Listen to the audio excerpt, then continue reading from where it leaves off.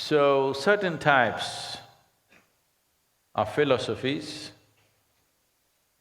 belief systems, ideologies, all types are attempting the same thing. Some are efficient. The moment you identify yourself with an ideology or a belief system or any entity for that matter, if you identify, immediately, slowly, your brain is turning into a concrete block. Calcification is happening, that's why we call you bonehead.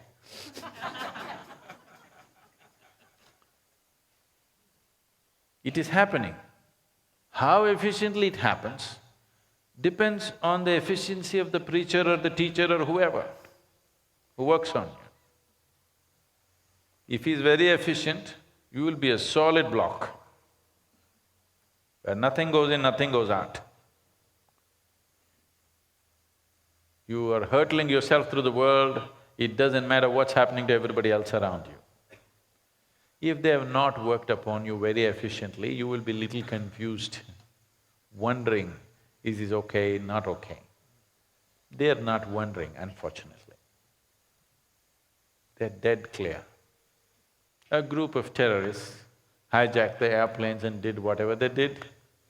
Now every one of us have to pull down everything, including our pants, every time we want to get into an airplane. Yes? Can't help it. So why have people become like this? Because they're identified with things that they are not. They've gotten identified with some religious belief or an ideology or a national identity or whatever. For all this, what's the solution? Solution is only evolution. How to hurry it up?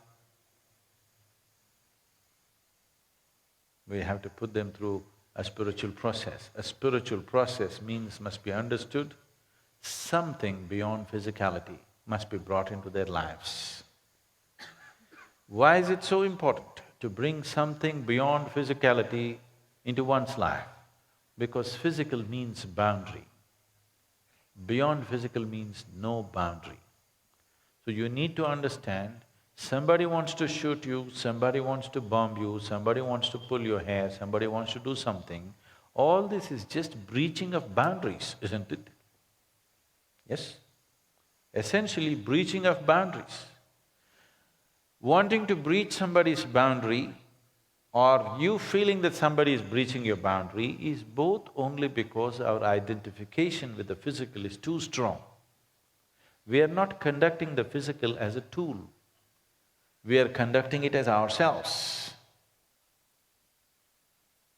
So, if as a society, if we do not handle these things the way they need to be handled, with total dispassion, not angry with them, not hating them, simply doing what's needed. If we don't do that, then violence, a mild violence will spread across evenly for everybody. Nobody can be at peace.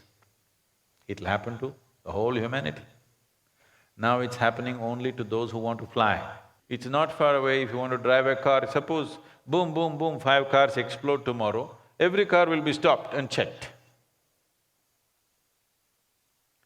So, it is not about whether this is excessive, this is less.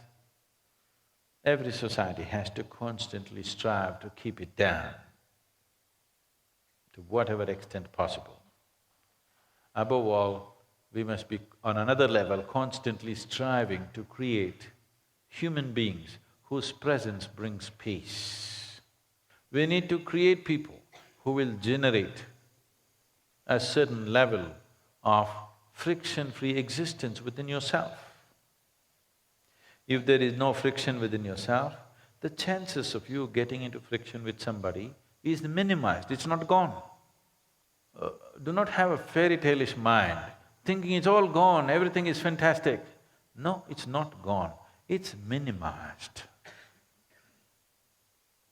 keeping it at the minimum is the best we can do till a day comes, a possibility comes where one day we can enlighten the whole world. I'm not a pessimist, but I am not stupid enough to think it's going to happen in my lifetime. No.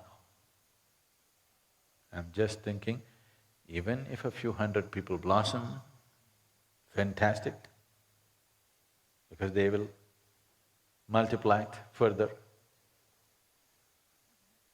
Our prospects are very good. You've done a good job, very good, actually.